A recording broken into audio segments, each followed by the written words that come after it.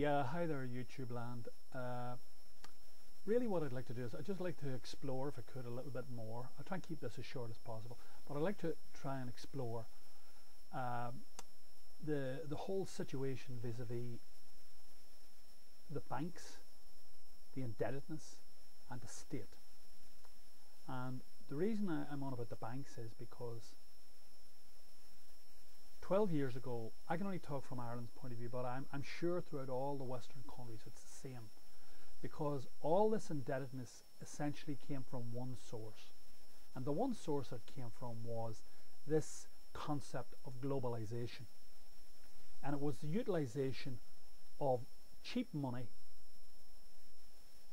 by the Western through the Western banks, which initiated the whole industrial process in the Far East, and basically used the people as slaves, slave labour. That's essentially what it is. And now what's happened is essentially the big player in that, who is China, have turned off the tap. So the money source, the cheap money source, which was coming out of China, which was initially put into China to get the goods that America could consume and the West could consume, all that has been stopped. And the reason that it's been stopped is for a complexity of reasons, but essentially at its core, it's that China is not happy holding huge amounts of paper, these treasury bonds, and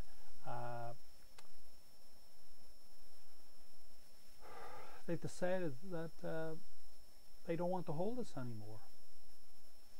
They'll buy American dollars, but they want the dollars in fixed assets and tangible things like commodities. That's what they want them in. And this has presented a huge problem to the Western societies, because they have that problem and they also have this huge indebtedness problem.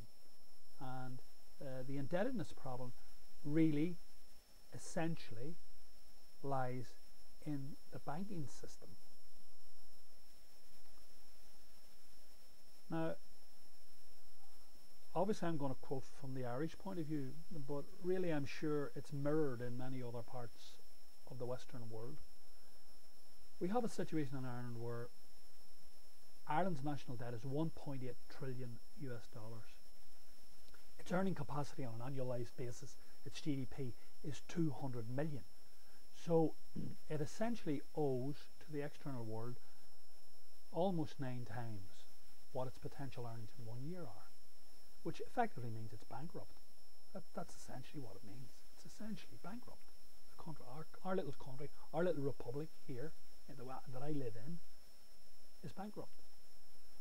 And you have to say to yourself, how did that come about? What was going on? What was going on? And this only happened over the last 10 or 12 years. What was going on while all this was happening? And what was going on was, essentially was, that the state turned a blind eye to what was going on with the banks. And the banks leveraged themselves into this humongous level of debt.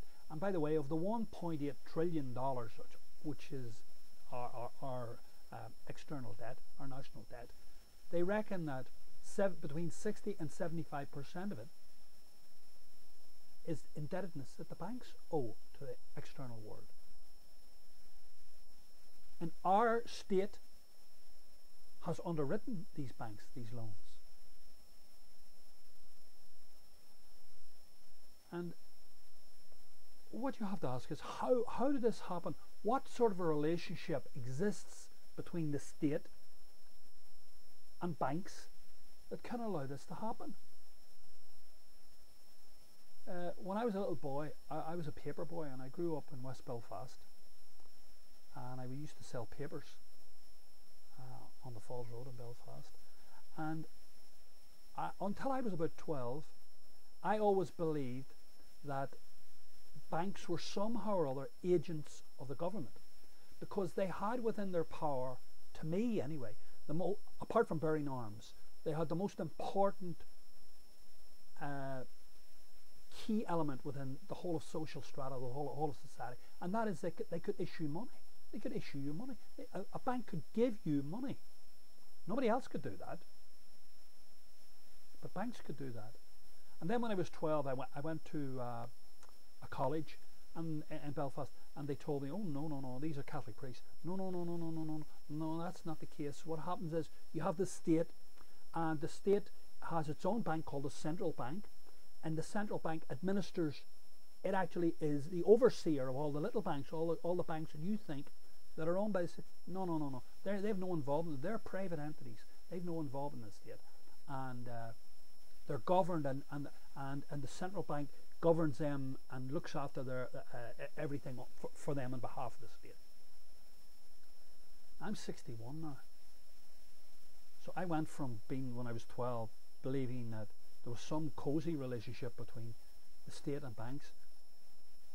And now I know what I believed when I was 12 was correct. There is a cozy relationship between the